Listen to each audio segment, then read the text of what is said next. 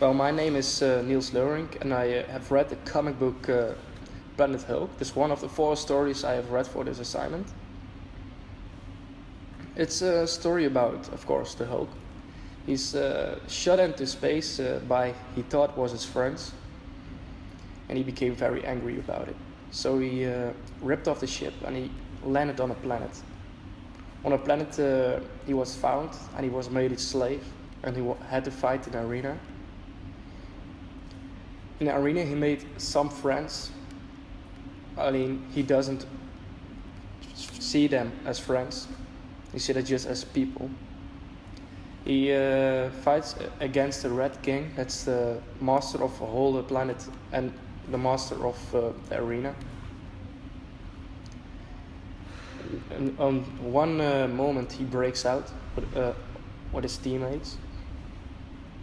And then a journey begins of revolution against the Red King.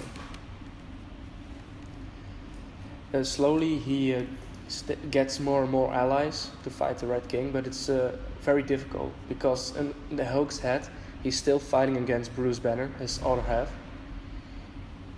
So on one time Bruce Banner gets out and the Hulk changes back to Bruce Banner, and Bruce Banner stays in the Hulk's body. So the body doesn't change, but the personality of him does. Slowly starts in a fight against the army of the Red King, and it's very exciting. It's very different of other books I have read. There are a lot of enemies. You got wild bots. You got spikes. And the major story is that he wants to overrule the Red King and becomes his own king. And that's why it's called Planet Hulk, because he wants to become the king. The most important theme of this story is about friendship and allies, because the Hulk is feeling betrayed by his own friends. And that's the reason that he's finding it very difficult to get new ones. It's also about courage and belief. Courage about fighting against the rules and standing up for yourself, and also believing in that you can, and the belief of the people in the Hulk, unless the Hulk doesn't believe in himself.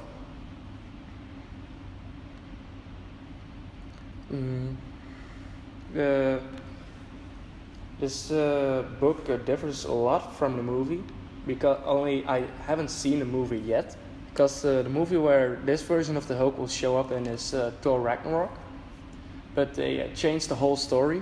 Unless you saw him drift off in space in the last Avenger movie, only in the movie it was his own choice, and in the comics it wasn't.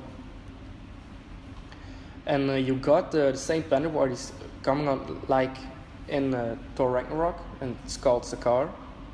And he's got to fight in an arena. I think this time I got the feeling when I watched the trailer that it's his own choice. And this story, what it means to me, it's I started to read comics just a few months ago. I was already a big interest of mine, because I watched a lot of YouTube movies about comic books. And when I found Apple in Eindhoven, I was very excited. And I knew immediately that I wanted to buy a Planet Hulk storyline. And it was a very drifting story. It was, it was an amazing story. So it meant a lot to me. I want to also buy the next book of the Hulk storyline. So it was pretty awesome. Are there any questions? Yes, if you were a film producer or director, why wouldn't or would you pick this book and turn it into a film?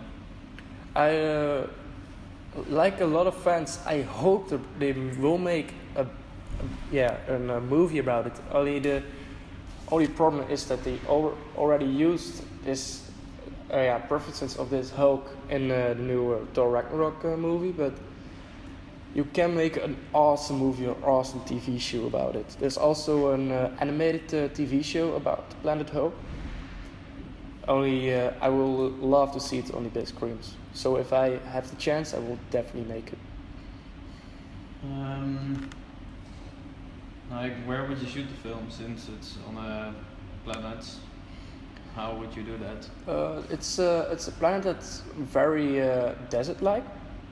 So you got a big civilization in the middle of the desert. So I will make it in the desert. Only I think if you get into the city, I will make it in a studio with a green screen, and then the whole place is animated like they are doing now, because it's very difficult to make a whole city in a desert just for a movie. Yeah, I think you're approaching the limit of 6 minutes. So you're done. Okay.